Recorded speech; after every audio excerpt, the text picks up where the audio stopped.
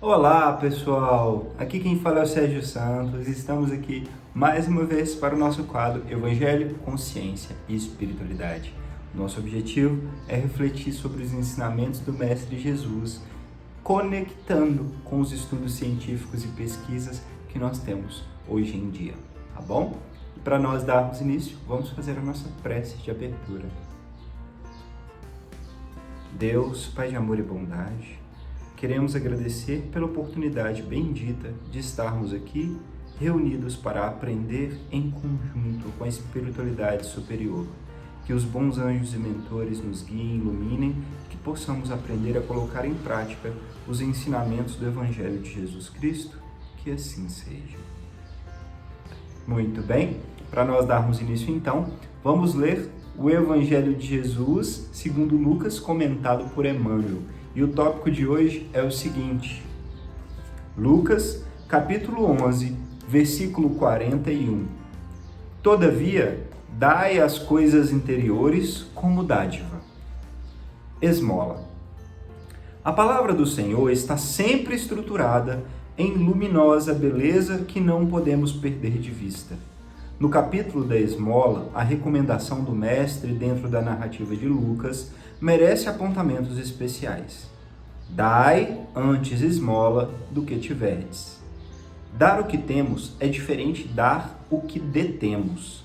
A caridade é sublime em todos os aspectos sobre os quais se nos revele e em circunstâncias alguma devemos esquecer a abnegação admirável daqueles que distribuem pão e agasalho, remédio e socorro para o corpo, aprendendo a solidariedade e ensinando-a.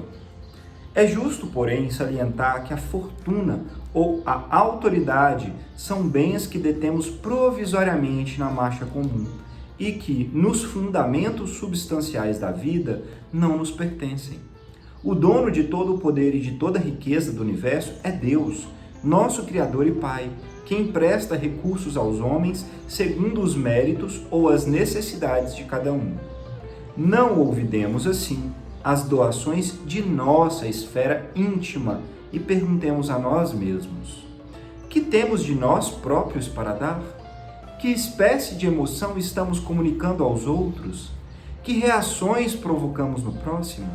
Que distribuímos com os nossos companheiros de luta diária? Qual é o estoque de nossos sentimentos? Que tipo de vibrações espalhamos? Para difundir a bondade, ninguém precisa cultivar riso estridente ou sorrisos baratos para não darmos pedras de indiferença aos corações famintos de pão da fraternidade. É indispensável amealhar em nosso espírito as reservas da boa compreensão, emitindo o tesouro de amizade e entendimento que o Mestre nos confiou em serviço ao bem de quantos nos rodeiam, perto ou longe. É sempre reduzida a caridade que alimenta o estômago, mas que não esquece a ofensa, que não se dispõe a servir diretamente ou que não acende luz para a ignorância. O aviso do instrutor divino nas anotações de Lucas significa: dai esmola de vossa vida íntima, ajudai por vós mesmos, espalhai alegria e bom ânimo, oportunidades de crescimento e elevação com os vossos semelhantes. Sede irmãos dedicados aos próximos, porque, em verdade, o amor que se irradia em bênçãos de felicidade e trabalho, paz e confiança é sempre a dádiva maior de todas. Que assim seja. Que lindo esse evangelho, né? É uma reflexão num trecho tão pequeno da passagem de Lucas, mas uma reflexão tão profunda que Emmanuel nos traz que até nos deixa desconcertados. Emmanuel, neste pequeno trecho da esmola, vem nos falar que, sim, é muito importante nós doarmos bens materiais, ajudar quem precisa na matéria, quem passa fome, quem tem frio, quem está ao nosso redor, isso é indispensável. Mas tudo que nós temos de poder e matéria não é nosso propriamente dito. É um empréstimo de Deus. E ele toma e distribui da forma como ele acha justo ou necessário para as necessidades de cada um. Nós temos que fazer a nossa parte. distribuir. Mas Deus é o dono real de tudo, de toda a matéria, de todo o poder provisório, de tudo que nós vivenciamos temporariamente, né, aqui nesta terra. O que nós temos de mais nosso, íntimo, é a nossa alma, o nosso ser, a nossa evolução, a nossa capacidade de agir e refletir quem nós somos. E aí Emmanuel vem com essa reflexão tão perfeita. Gente, vamos então dar coisas boas de nós? Sejamos luz, paz e alegria para os que nos cercam, para quem está convivendo conosco, mais próximo ou mais distante, no nosso dia a dia, em casa, no trabalho. Vamos doar de nós mesmos algo que seja bom, que seja constantemente produtivo. Isso quer dizer que a gente vai deixar de ter as dificuldades e os problemas? Não, mas que nós vamos nos esforçar para dar o nosso melhor, o nosso lado bom para os que nos cercam. É muito fácil a gente compreender essa reflexão e esse ensinamento quando a gente olha para os outros que convivem conosco. Pensem, não é muito melhor e não é perceptível quando alguém chega perto de ti, independente da posição social, independente de ser chefe, empregado, de ter dinheiro, de não ter, quando alguém chega perto de ti com alegria, com alguém que chega perto de ti com boa disposição, com encantamento, com aquela agilidade, aquele amor que transparece nas atitudes, não é tão bom? A gente não consegue perceber? Então, por que nós não fazermos o mesmo para os que nos cercam? Se nós chegamos perto daqueles que convivem conosco no dia a dia, só com tristezas, lamentações, amargura, e deixamos a nossa parte bela e boa que todos temos escondida, e só manifestamos ela em momentos excepcionais, tem alguma coisa errada. E aí vem o convite do Evangelho, a reflexão de Emmanuel. Vamos doar a parte material? Bora, vamos ajudar quem precisa. Mas doe de você, da sua alma, do seu ser, do que você tem de bom, para que assim construamos e melhoremos o que temos ainda de mais inferior no nosso dia a dia. Bom? Doar alegria. E dando continuidade a essa belíssima reflexão, né, sobre o que é bom, o que nós podemos doar de alegria, e do nosso lado também, que é triste, como ele pode impactar a nossa vida e daqueles que nos cercam, nós vamos ler o nosso livro amado, Jesus no Lar, ditado por Neio Lúcio e psicografado por Chico Xavier. E o tópico de hoje é o tópico 40, o venenoso antagonista. Diante da noite refrescada de brisas cariciantes, Filipe, de mãos calejadas, falou das angústias que lhe povoavam a alma, com tanta emotividade e amargura que aflitivas notas de dor empolgaram a assembleia. Interpelado pelo respeitoso carinho de Pedro, que voltou a tanger o problema das tentações, o mestre contou pausadamente. O Senhor, nosso Pai, precisou de um pequeno grupo de servidores numa cidade revoltada e dissoluta, e para isso localizou no centro dela uma família de 5 pessoas, pai, mãe e 3 filhos, que o amavam e lhe honravam as leis sábias e justas. Aí situados, os felizes colaboradores começaram por servi-lo brilhantemente.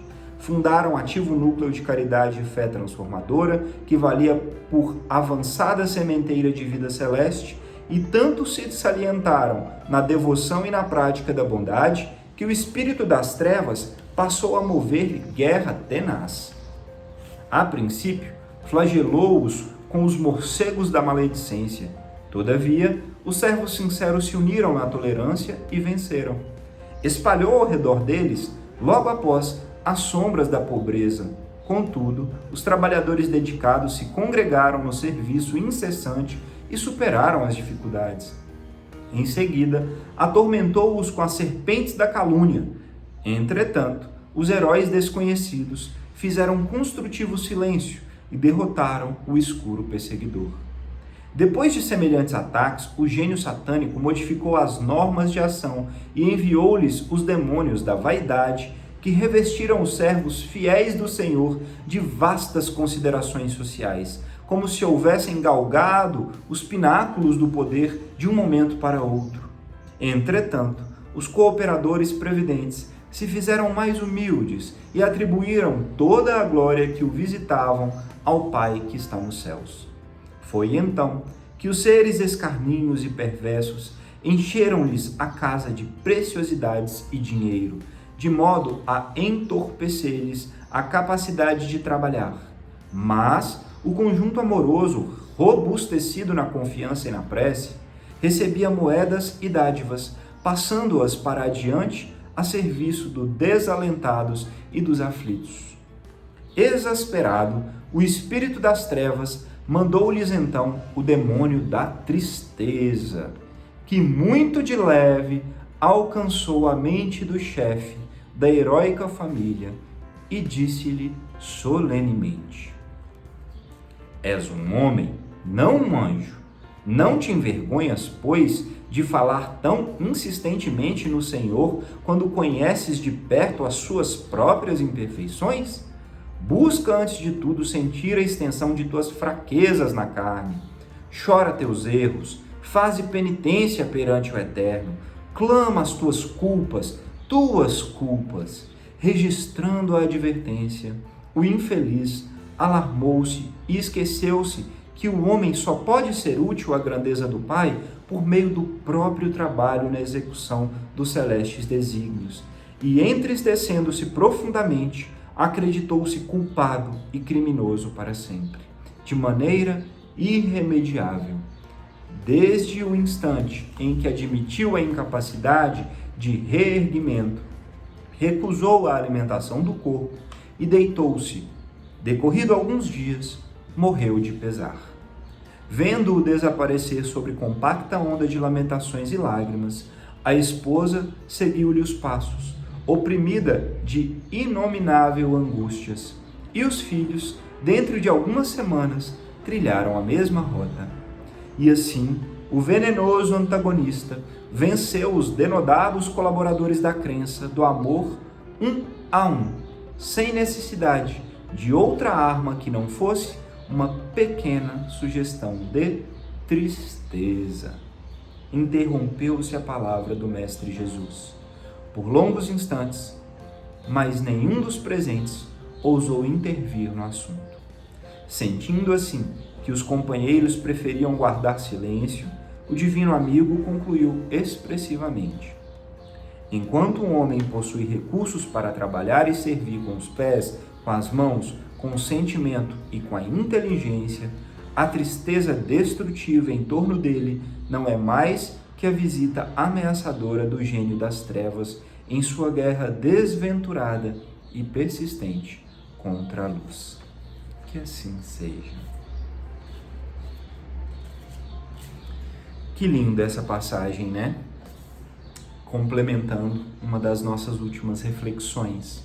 Jesus falando sobre as tentações, a tentação da tristeza e como uma família de trabalhadores devotados, servos benditos de Deus, que venceram tantas dificuldades, tantas tentações, acabaram caindo em uma das que mais vence os servidores da luz e do amor que ainda estão aqui na terra, a tristeza, que foi soprada pelos anjos maledicentes do mal, e esses servidores das trevas acabaram ganhando, depois de tantas batalhas, com a queda da moral do chefe da casa.